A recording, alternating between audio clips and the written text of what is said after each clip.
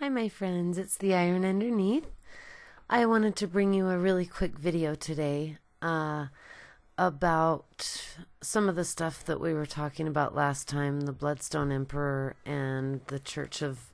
Excuse me, my cat just opened the door. Sorry. So we were talking about the Bloodstone Emperor, the God Emperors of ET, the Lion of Night, and the Maid of Light, and the Long Night. So what I wanted to talk about really quickly is that part of what I didn't mention about the Bloodstone Emperor is that he was the high septon, the first high priest for a church called the Church of Starry Wisdom. And there's one sentence in The World of Ice and Fire about the Church of Starry Wisdom. It says that it was a strange religion and that they worshiped the stars. And what that says to me is alchemy and astronomy. And these were the singers to the stars. They sang to the stars nightly. And 10,000 years later, Arya hears them in Bravos in A Dance with Dragons, I think it is. And she clearly says it's the acolytes of the Church of Starry Wisdom singing to the stars. I think Jock and Hagar says that. I can't remember who said it, but it was clear that that was who it was. So this religion is still going on, and it's in Bravos where the Faceless men are, which makes me think it's tied together still, all this time later. Since the Faceless men look at the Lion of Night as the same thing as the many-faced God, which the many-faced God is death. So that would go to reason that the Lion of Night and the many-faced God are both the great other, because that is death. It's the one we don't speak of in Relorian terms. They say it's the one whose name we don't mention. And in the Faith of the Seven, that's the stranger, because it's death. But it reminds me of religions like Santeria and things like that, where you don't mention the name of devils, or the devil and demons, or you can call them forth. So it's it's reminiscent of that for me, and also just keeping certain things sacred, like Freemasons and alchemists do. I think the Citadel has a ton of alchemy going on in there and in their practices, especially the Black Stone underneath Old Town and House Hightower. This Black Stone that the Bloodstone Emperor worshipped, I don't know if it's the same stone as the oily black stone, but I think that it is, because the people that he forced to worship it got sick, and a lot of them died. And that is what happens to a lot of people in places where this black stone is found. So the black stone is clearly a Lovecraftian reference, as I've said, and I just have to say how cool I think it is that George R.R. Martin is doing what the Greek and Roman philosophers used to do, where one would write a book, a pamphlet, a theory on something, and another philosopher would write a rebuttal or a reply, kind of in book form. And they did that in the Renaissance as well. And George says that he's replying to Tolkien. And so he would probably say he's replying to H.P. Lovecraft also, and the mythos surrounding his work. And Joseph Campbell, and a lot of different people, but there's a lot of Lovecraftian stuff going on in here. And And what that really means is just that it's dark, and it has to do with the deep ones and the outer ones, the crawling chaos, it's called. And that has to do with aliens, and I don't think that's what this is about. But I think what it's meaning is that, or implying, is that this isn't an older race than any race we know of so far. I think it's the hierarchy of the others. I think they've obviously been around for so long, or there's different tiers of them, different types, or different, they live on Westeros and Essos, but it's kind of like the black tree and the weirwood tree to me. I think that there's because on Ashai there's said to be night walkers. What's the other one? There's quite a few words that I started to recognize when I was looking through Ib and Lang and Yeti. And one of them is a night walker, and the other one is a woods walker. And the woods walkers seem to be the children of the forest. They seem to have existed on Essos in a place that is now called, the Dothraki call, well, the Dothraki didn't call it that. I think the Ibbenese called it I hope I say this right, the Equevron. And it's so sweet. It was really a place where shy woods dwellers lived, and they were a shy people. They were a small people, and they got, of course, invaded by large hairy men who could be giants, who could be men, normal men, but the Ibbenese seemed to be bigger than normal men. So I think that it was another situation where it was another situation where they cut down their trees. They had faces on the trees, and the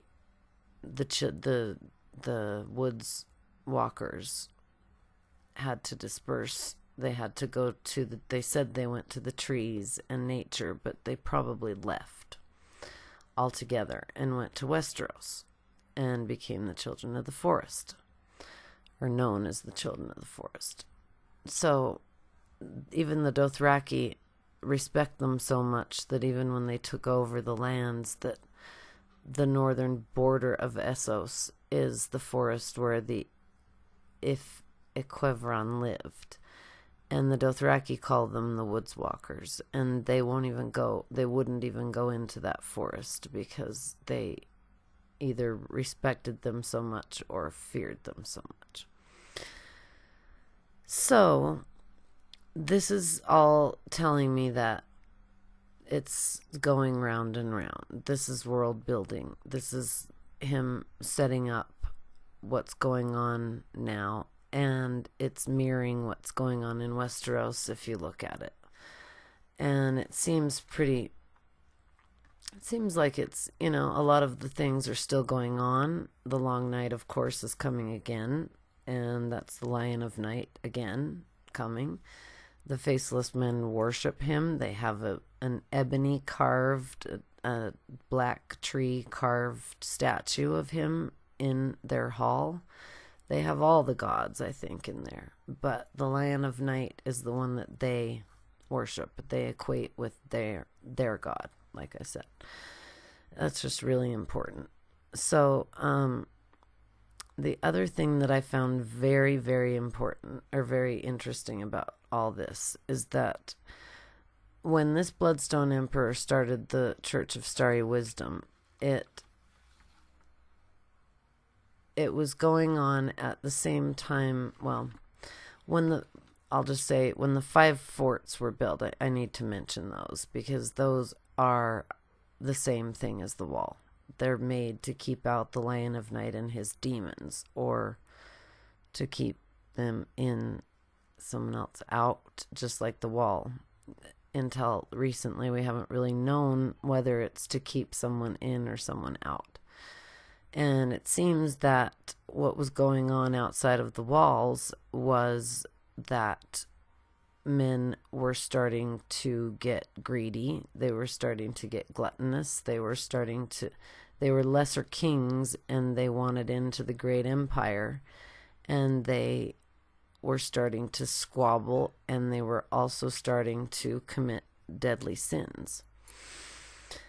They were wild men, they were called. That's just like a wildling.